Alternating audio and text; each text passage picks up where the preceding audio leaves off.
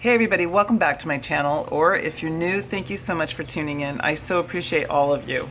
So for today's video, I thought I'd do something a little bit different and kind of take you on a garden tour of my yard, a garden vlog. So years ago when we put in our landscaping and our pool, I read so much information on what makes a yard work, what elements do you need to create a very special, inviting space that people want to go and hang out and stay a while. I live in California, and I guess anytime I can be outside is a good thing. I love being outside, so I enjoy entertaining. I like having my friends over and fixing yummy food, listening to music, just creating a nice atmosphere and enjoying the outdoors and enjoying the company. So there's definitely basic elements that you can use to create this inviting space, and so I thought I'd share those today. And you know, obviously we all live in different climates, different locations, and we all have different situations. Maybe some of us are in an apartment with a balcony, maybe we have a sprawling yard with tons of grass, maybe we have a screened-in porch, or maybe like me, we have a pool.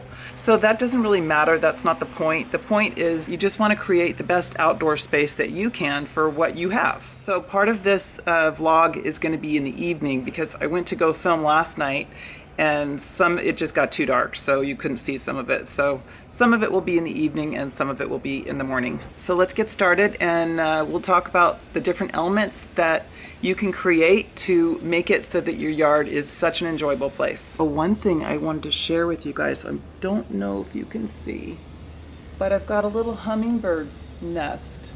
And we're talking, this is the end of June, and this little mama hummingbird, she has just been the best little mama, taking care of her. I don't know if they've hatched and she's just sitting on them. It just seems to be taking a long time, but she doesn't seem to care when we walk in and out. She just keeps tending to her little eggs or her babies. It's really cute.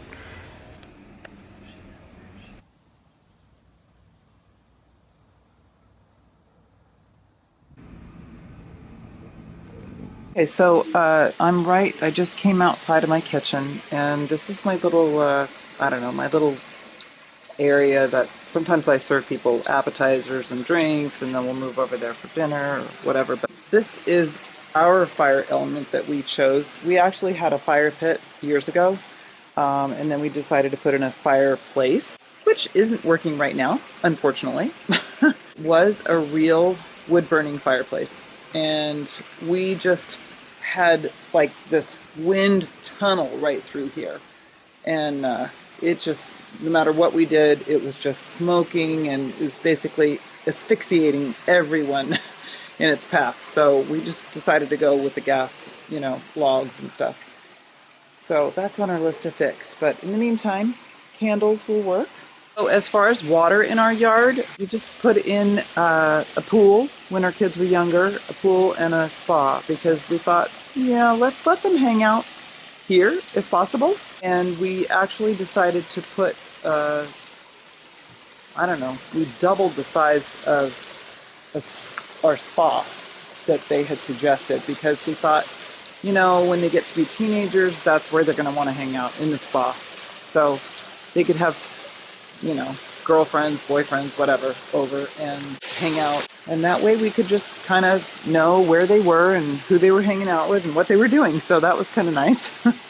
But if you don't have the space for a pool, consider a fountain. I just think that the visual aspect and the sound of water is so important to make sure that you incorporate that. Stone is another natural element, of course. And we just... we had this patio actually put in, gosh, probably 20 years ago, but it was all gray, and I wasn't real happy with that. So what I decided to do instead of ripping the whole thing out, was just to take out, stones here and there and replace them with the same stone, but a little bit different color, so that, it wasn't all just one color. It's kind of nice to have a variation. So yes, I do like my stones and my rocks. I had a golden doodle, and now my son has her. But at that time, she was digging in all my flower beds and making a mess of all my plants and everything. So I thought, maybe the rocks will keep her out, and they did. Plus, they helped keep all my plants nice and moist, so they weren't getting all dried out from the extreme heat we have here. Those are some of the more natural elements that you want to try to incorporate into your yard, but then there's the more ambient elements, and of course, lighting, candlelight. It's just relaxing and just it's beautiful. Real candlelight is beautiful. We strung these lights, put them up there.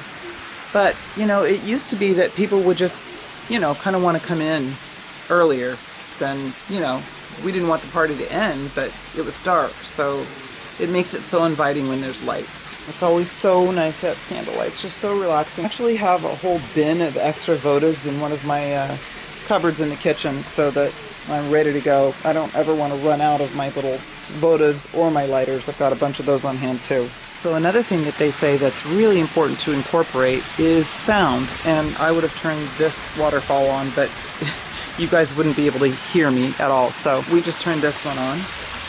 So when we sit out here, sometimes, it depends on where we're sitting, but maybe we'll have both or just one running for, just some nice sound, and it blocks out any sounds that you might not want to hear, maybe traffic or something like that. My son helped us build that. Sometimes you don't have the space or the money to put in a waterfall or whatever. Even a small water feature, something that has sound, being able to hear water as you enter into an area is just always so peaceful and relaxing.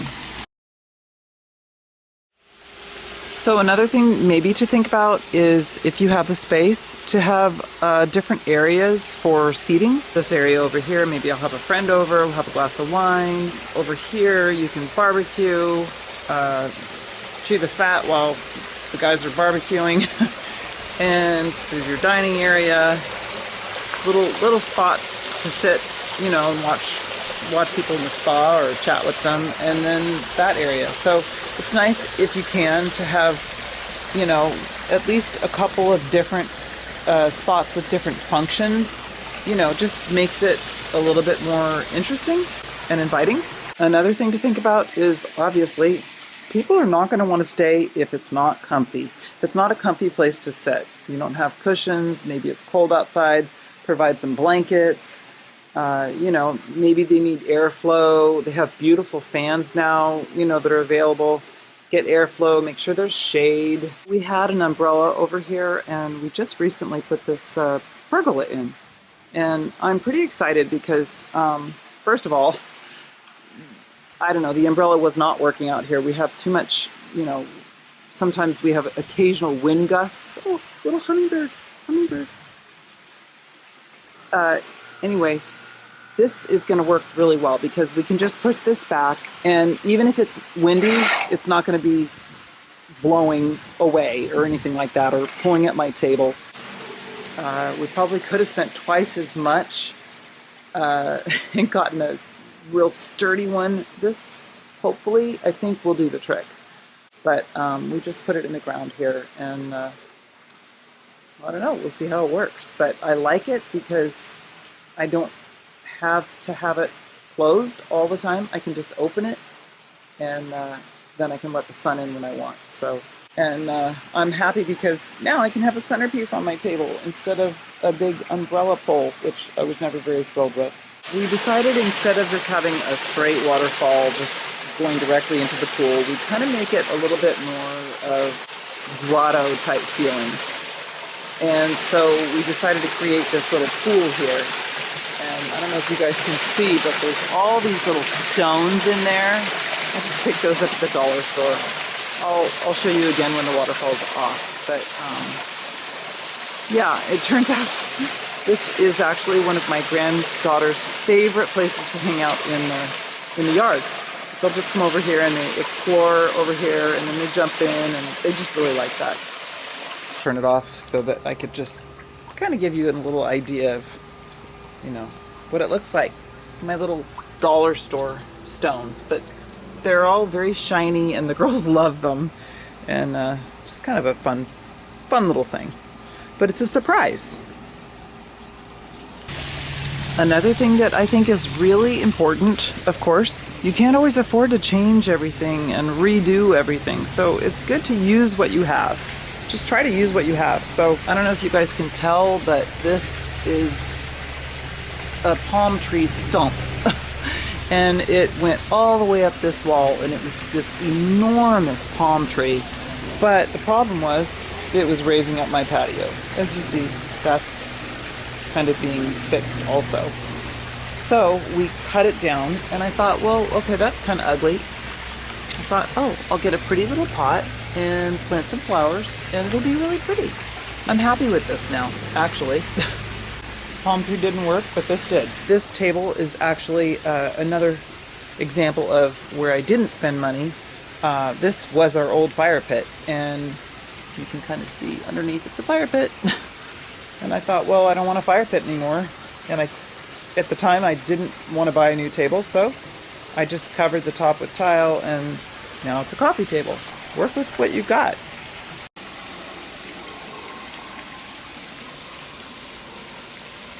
Okay, so this is my front yard, and I'll just walk you around and show you what I've got. Now it is like so light out here, it's blinding. But this used to just be one of those straight pathways, and we kind of turned it into a courtyard. So this area right here used to be just a total, was completely filled with ferns. And it was just all solid green, just a wall of green. And another thing that I like to try to do in a yard is not only have different colors, but different elevations. So by adding the pots, it's kind of a little surprise, and it's also, you know, adding a little bit of an artistic element to your yard, your garden. So a little artwork is always a nice thing. And to try to keep your plants separated and trimmed so that you can see the definition and shape of each plant. That way you can just see their own individual shape and beauty. Okay, so walking up to my front door, you can hear the water, but you can't really see it unless you kind of look for it. I have had this fountain for years, and I almost got rid of it because, I don't know, I was just a little tired of the style. And I thought, well, instead of getting rid of it, I'll just kind of tuck it back further. So you can just kind of hear it, but it gives you that feeling of, you know, pleasure when you hear water.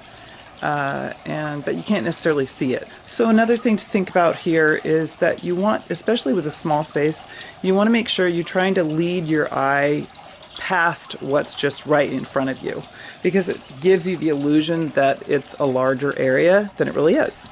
It's kind of like a secret back there. So, you know, your brain says, you know, what's back there? What's back there? There's more.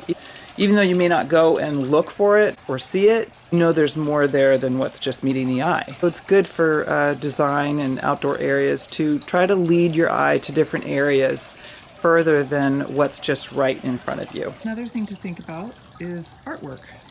And again, try to use what you have. So I had two of these. I had both of these things. This big urn on my side yard, and this is actually a huge saucer for a plant. And that was over on my side yard for, I don't know, a couple of years probably. And I almost threw it away, and I thought, oh wait, I think I could put these things together, turn it upside down, and maybe we'll do a mosaic on it. So I got my mom out here, and we just had a lot of fun making this. And it's a little memory, and we can sit and have a cup of coffee or a glass of wine out here and just enjoy it. It's just nice to incorporate a little artwork in your yard. So that's it for my little garden vlog, and I hope you guys enjoyed this. And I think it's good to, you know, if you go to somebody else's house and yard and you really like it, study what it is that you like and, you know, incorporate it into your yard. Please share in the comments below how you guys like to make your outdoor space special. And please don't forget to click like and subscribe, and we'll see you next time. Thanks a lot, guys. See you soon.